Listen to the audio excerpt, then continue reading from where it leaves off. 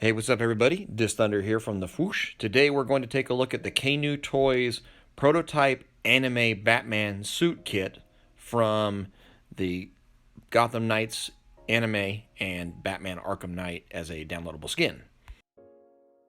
This is actually a prototype of the prototype, although I suspect the final product will be very similar to this.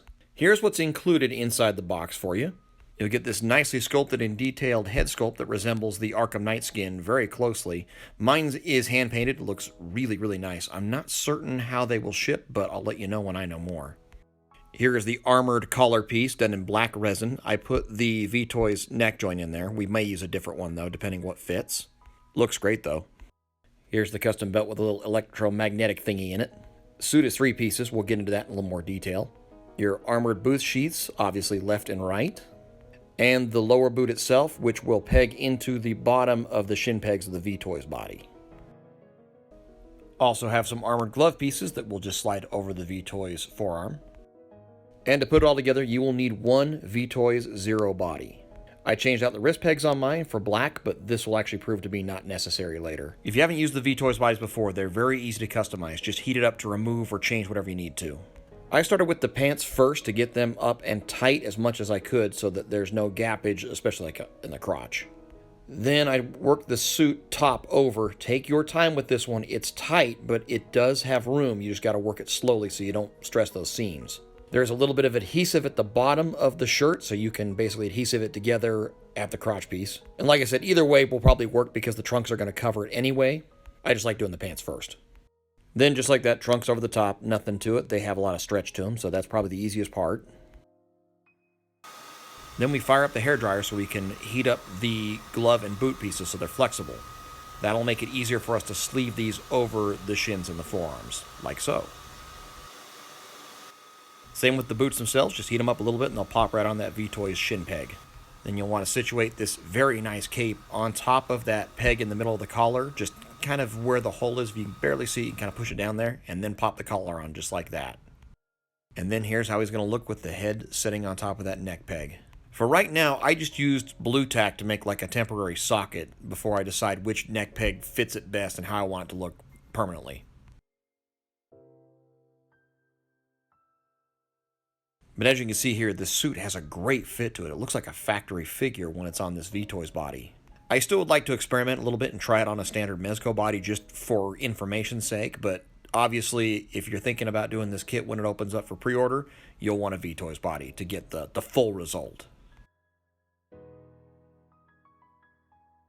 Let's do some size comparisons real quick here. If you have a V-Toys Zero body, you know they run kind of big. It's bigger than, say, Supreme Knight, for example. You can see he's about a 1/4 inch taller, maybe. Though mass-wise, he's very similar.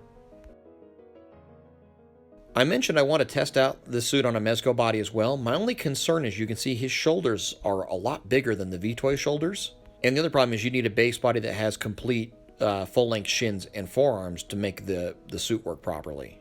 And since I got him handy here, let's bring in Mezco Blade just to add one more comparison.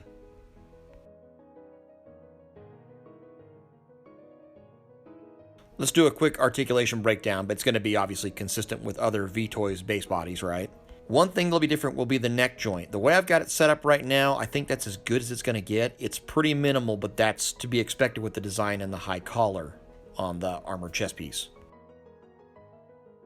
You're going to run into some slight limitations just on that costume design. That's kind of a going theme with Batman figures.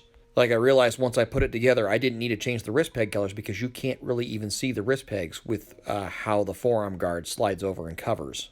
But one thing I noticed is where there isn't costuming in the way, the suit itself really opens up as far as the articulation goes. There's no hindrance at all. The suit moves very fluidly with the base body, and I had no concerns at any point about stretching or tearing or anything like that.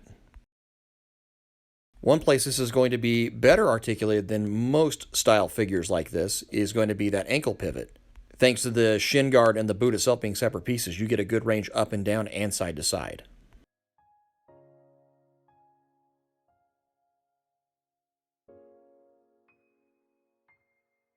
Another area that kind of surprised me is that armored collar piece. It is on a ball joint, so you have a little bit of movement there to rotate and such, but as it is, it doesn't really get in the way a whole lot. It limits the shoulders less than I was expecting. So as I'm recording this, I don't believe it's settled as far as how much and how many of this kit are going to be available from KNU Toys, at least not yet.